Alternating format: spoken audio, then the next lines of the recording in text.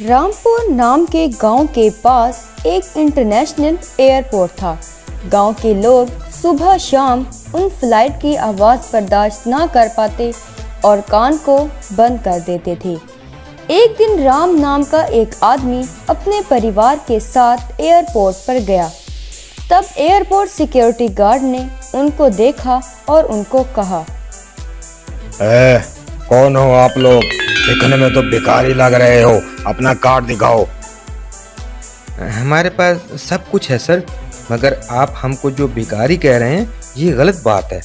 हम गांव वाले हैं, मानते हैं, मगर बच्चों की ख्वाहिश पूरी करने के लिए बहुत मेहनत करके पैसे कमाकर इनको फ्लाइट पर सैर करवाने के लिए आया हूँ। तब सिक्योरिटी गार्ड फौरन जाकर एयरपोर्ट के मैनेजर को बुलाया। सर, ये लोग बहुत अजीब लग रहे हैं, इनको फ्लाइट पर चढ़ाएंगे तो खतरा हो सकता है। देखिए, एरोप्लेन पर चढ़ना है तो थोड़े रूल्स होते हैं। तुम लोगों को देखकर ऐसा नहीं लगता कि तुम सैर करने के लिए आए हो। राम को उसकी बात पर बहुत ज्यादा गुस्सा आया। राम के घर वाले दुखी होकर घर वापस आ गए। तब राम की बेटी ने उससे कहा, डैडी, क्या अब हमको एरोप्लेन पर चढ़ने का मौका नहीं मिलेगा? हाँ, क्यों नहीं चढ़ेंगे बेटा?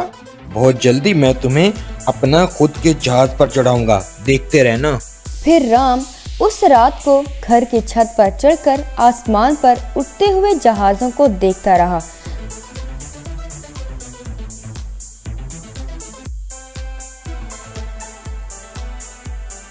तभी उसकी पत्नी भी उधर आ गई और राम से कहने लगी, अजी, इस सब को छोड़ दीजिए। हम गरीब लोग हैं, जिसकी वजह से हमें जहाज पर चढ़ने नहीं देंगे।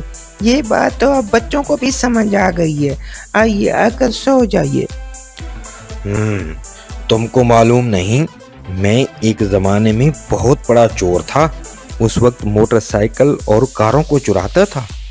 अब वो सब बंद करके मेहनत करके काम कर रहा हूँ। हमको जहाज पर चढ़ने नहीं देंगे और कोई फायदा नहीं है। कैसे भी करके एक जहाज को चुराना होगा। तब उसकी बीवी को कुछ भी समझ नहीं आया। अगले दिन जंगल में राम ने कठिन तपस्या करना शुरू कर दी।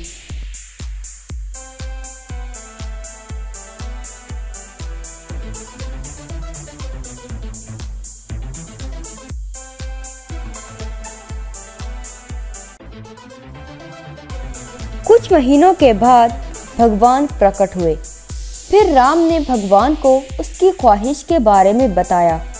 तब भगवान ने राम को एक जादुई रस्सी दी। अगले दिन राम अपनी छत पर खड़ा था तो एक जहाज आसमान में जा रहा था। तब राम ने उस जादुई रस्सी को हवा में फेंका। तब रस्सी ऐसे बल खाती हुई गई और जहाज के गिर्द लिपट गई। तब राम ने रस्सी को नीचे खींचा। जब जहाज नीचे पहुंचा तब वो जहाज खिलौने में बदल गया। ऐसे ही रोज अब जो जहाज राम की छत से गुजर रहे थे उनको खींचता और खिलौना बना देता था और फिर सारे खिलौने जहाज़ों को अपने घर के ऊपर रख देता। उस दिन सारे जहाज गांव के ऊपर ना उड़ने की वजह से सब लोगों को शांति मिली। मैं जो बोल रहा हूँ ध्यान से सुनिए। हमारे स्टाफ ने आप लोगों को सही मशवरा दिया है। फ्लैट लैट नहीं हुआ है बल्कि गायब हो गया है।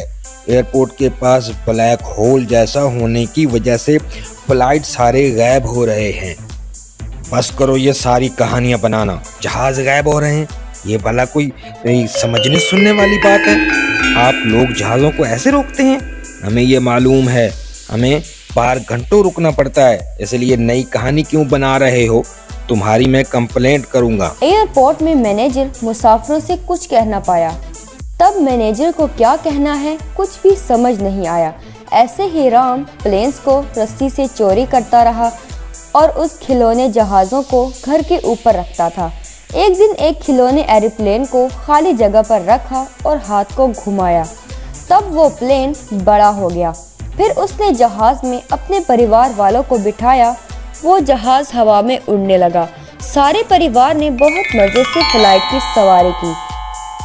फिर वो सारे देश में घूमने लगे। राम ने वापस आकर उस प्लेन को वापस खिलौने में बदल दिया। इस इंटरनेशनल एयरपोर्ट को एक भी जहाज वापस न आने की वजह से उस एयरपोर्ट को बंद कर दिया गया। इस तरह जहाज़ों की आवाज़ न होने की वजह से गांव के लोग भी बहुत ज़्यादा खुश हो गए। राम ने भगवान को वो जादुई रस्सी वापस कर दी और उनको प्रणाम किया।